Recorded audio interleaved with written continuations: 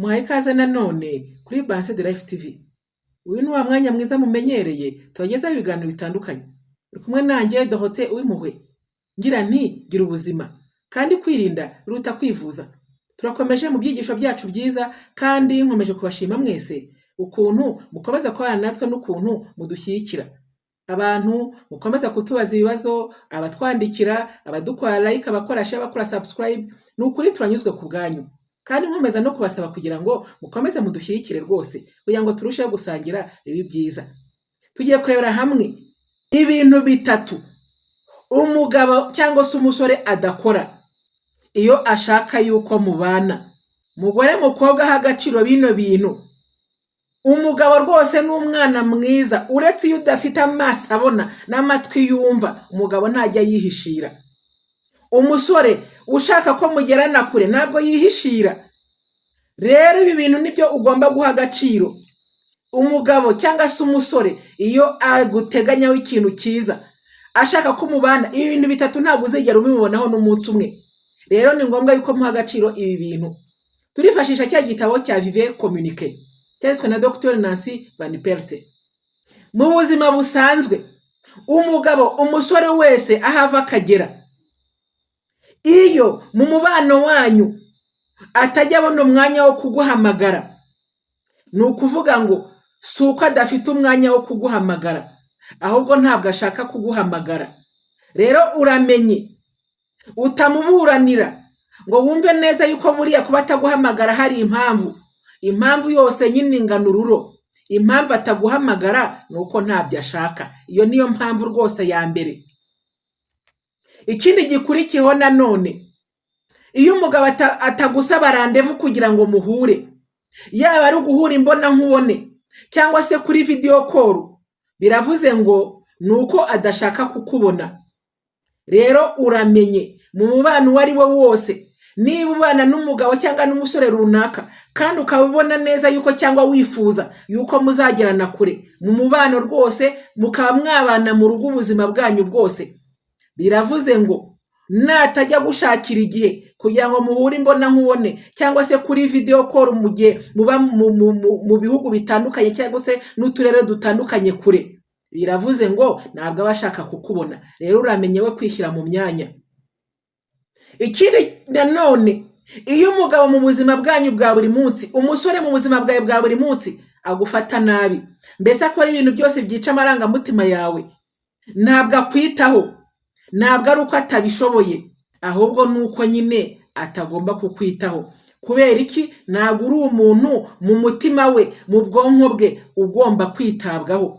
Rero nubona umugabo cyangwa umusore agukomeretsa buri gihe, bimenye neza yuko mu buzima bwe nakubona nk'umuntu w'agaciro, nakubona nk'umuntu rwose uhambaye, nk'umuntu rwose yifuza mu buzima bwe, ntabwo rero akwitaho. Rero niyo mpamvu uhora ukomeretsa ibihe byawe byose. Ikindi kintu gikurikiyeho nanone rero, iyo ubanye n'umugabo ibihe byinshi cyane, ukabona rwose umubano wanyu urabishye, ugahora umubwira uti rwose ibi bintu ntabwo bigenda, akakwihorera cyangwa se akakuka inabi, akakubwira nabi, ukamubwira ati rwose ndabona naniwe, ndumva nshaka ko umubano uhagarara, akakwihorera. Noneho igihe kikagera ukagenda, ntabwo agukurikira. Uzi impamvu atagukurikira? Nuko n'ubundi wamuteshaga igihe, nuko n'ubundi atifuzaga kugumana nawe mu mubano. Rero uba umukoreye rwose ibyo yifuzaga, niyo mpamvu atazaguhamagara, niyo mpamvu atazagukurikira, niyo mpamvu mbese muri makeya uzagenda nk'uko waje.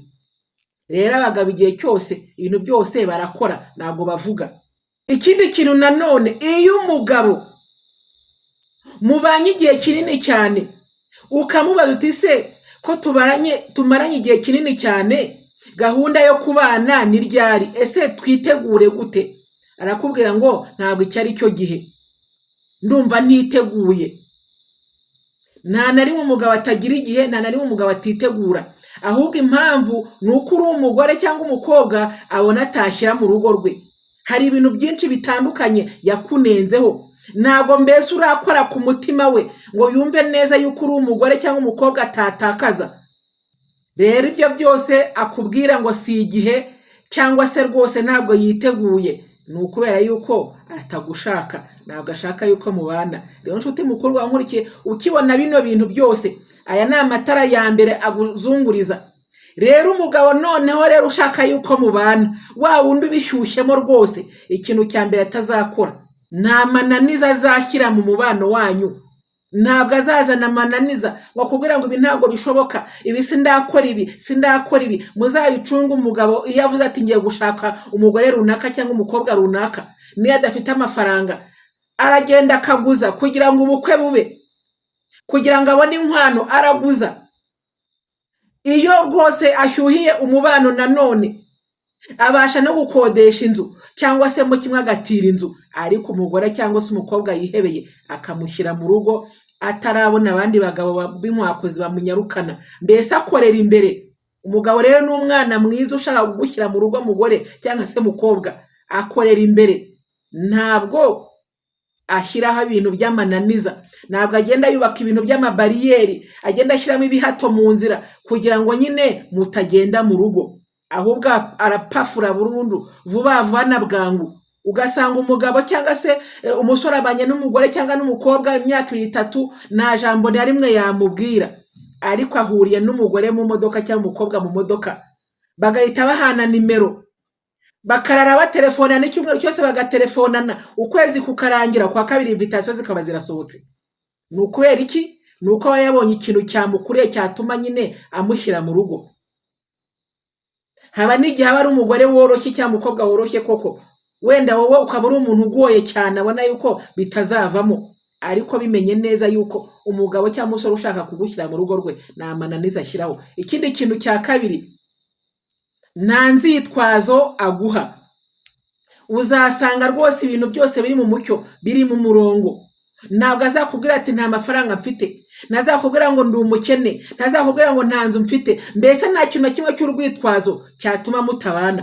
Ahubwo wowe ni wowe ubasha kugira ikibazo, ahubwo ukavuga uti uyu mugabo rwose mbona nta cyerekezo cy'ubuzima, nta nzu arubaka, umugabo ukodesha se, ugatangira ukizigiza ku ruhande, umugabo udafite amafaranga se, umugabo ukunda kuba ari iwabo, ibintu nk'ibyo ngibyo, ni wowe uzana inzitwazo. Ariko umugabo cyangwa umusore ushaka gushyira umugore cyangwa umukobwa mu rugo ntashobora gushyira urwitwazo na rumwe.